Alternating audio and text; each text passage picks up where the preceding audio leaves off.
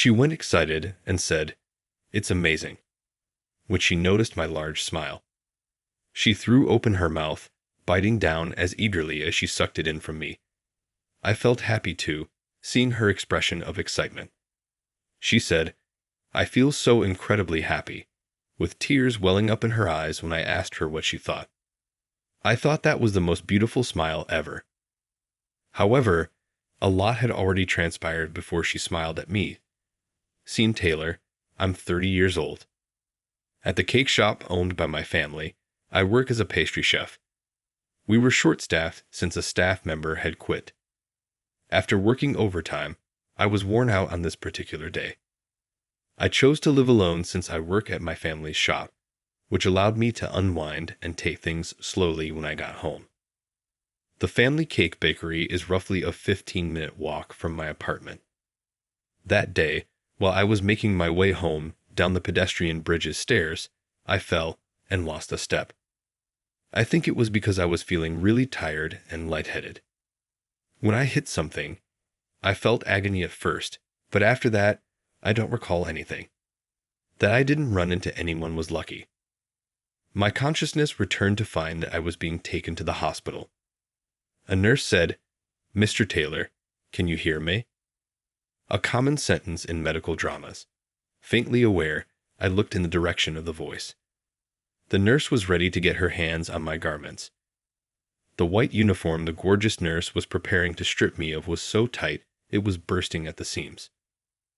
I was no different from most males in that we are especially vulnerable when it comes to well-endowed women. I thought she was quite beautiful. Yes, I was just like the nurse who was in front of me. I couldn't remember where I saw her face, but I had the feeling that I had seen it before.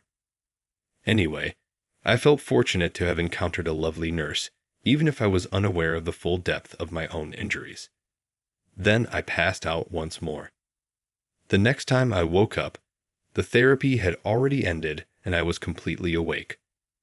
I had no idea that the stunning nurse I felt fortunate to meet was someone I genuinely knew, even though I was in a haze from being relocated.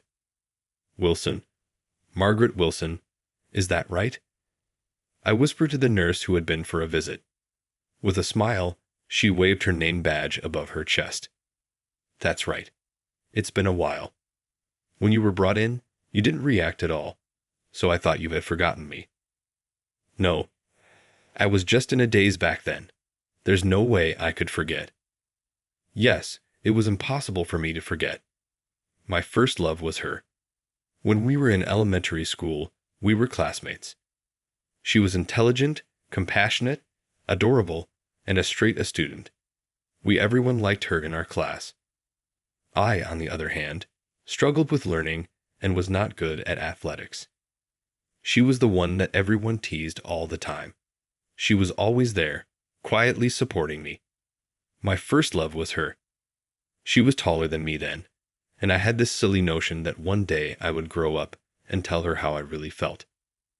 However, that day was never to come. When we were in 5th grade, she moved to a new school. It was really abrupt, but I believe she said it was related to her father's new work. I was unable to disclose anything, of course, and all I could say was, "I see you later." It seemed unthinkable to run into my first love again in such a circumstance. Furthermore, I was relieved that she too had recollections of me. She took time out of her hospital stay to come to my room. She even brought food while she wasn't at work. Every day I looked forward to our conversations. The best part of my day was that. However, the discharge day arrived soon. I plucked up the guts to ask for her contact details since I didn't want our leaving to be as simple as "see you later" as it was in elementary school. She immediately agreed when I asked, "Can I have your contact?" I was so scared that I felt she could hear my heart racing. Of course, that's fine. I've lost touch with all our classmates from back then, so I'm happy that you reached out to me. Her soft grin made it quite evident to me that I had fallen in love with her again. Most likely all she thought of me was that I was a classmate she had reconnected with. I intended to somehow win her over and establish myself as a possible love partner from this point on. That was my thought process. We chatted and texted back and forth after I was released. Furthermore, we began going out to dinner together. Her memories of my elementary school years were mostly embarrassing and awkward stories, such as the time I sobbed because I was forbidden from eating mushrooms, the time I was struck in the face by a basketball pass, or the time I tumbled into a ditch with my school bag and got covered in mud. That didn't stop her from laughing and telling me, "You were cute back then," so I thought it was acceptable to be awkward. I told her how I felt at one of our meals together. I invited Margaret out, and she became quiet. I had tried my luck with a confession, but it was disheartening when she finally murmured, "I'm sorry," in a quiet voice. But I tried to keep a happy face because her expression was serious and she appeared to be remorseful. "No, don't worry about it. I just wanted to express my feelings. I don't think I can be a match for someone like you, Margaret." Margaret was agitated and refuted my statement. "No, it's not like that. It's not that I dislike you or anything." She looked to be trying to express something else. "Is there another reason? If you don't want to say it, that's fine, but if you want to let it out, I'm here to listen." Margaret seems to have made up her mind after hearing what I had to say. She sighed a little and started talking. I was married once. I'm divorced. I got married right after college.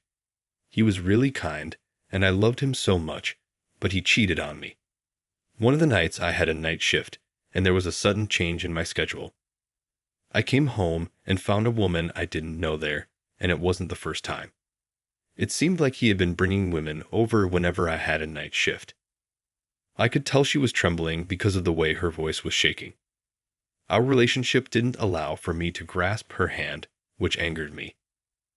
I had no idea until then. After that, it became difficult for me to trust in a relationship. So, I'm sorry. She honestly acknowledged my thoughts and courageously spoke out about her traumatic experiences. I only felt thankful for her. As soon as she found out how I felt, she suggested that we stop talking to each other. I was the one clinging to her for dear life. I said that even if we were just friends again, I wanted to get together. I wanted to cheer up my first love, who had suffered. I rejected your confession. Are you okay with meeting me?"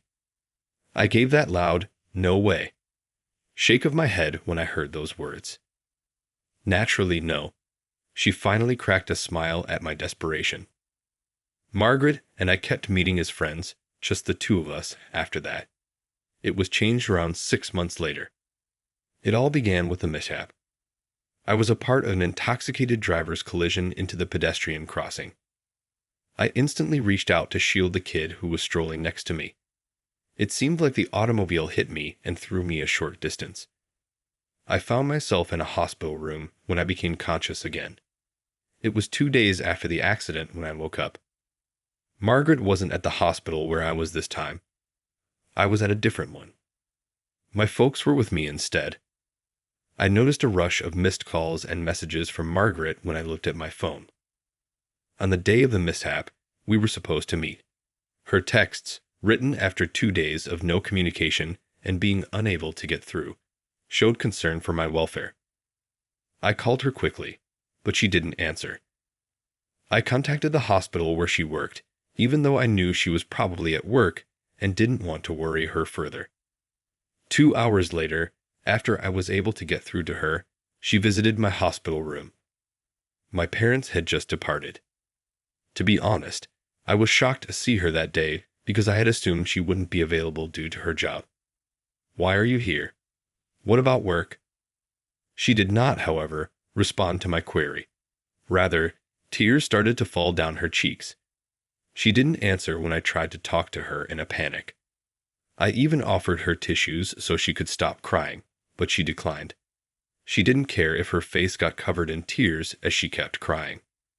She continued lecturing me nonstop after she had sobbed for as long as she wanted to. "Scene, you get injured way too much. How many times do you have to be taken to the hospital to learn your lesson?" She had reprimanded me for the first time. Well, it seemed more like she was lending a hand to someone this time. Help people without getting injured, you idiot. Even though she was frantic and passionate, occasionally her remarks made little sense. But I realized that she was actually concerned about me. She was worried at night and couldn't sleep for the 2 days she couldn't get in touch with me. She left early and hurried to my side as soon as she heard from me at her place of employment. Even though I was attempting to protect a youngster in the accident, I couldn't help but feel guilty for worrying her when I saw how puffy and bagged her eyes were. I felt dead, suddenly, appearing without a word. She emphasized her point, saying, "Let's stop this kind of thing. This will be the last time, okay? I'll be careful from now on.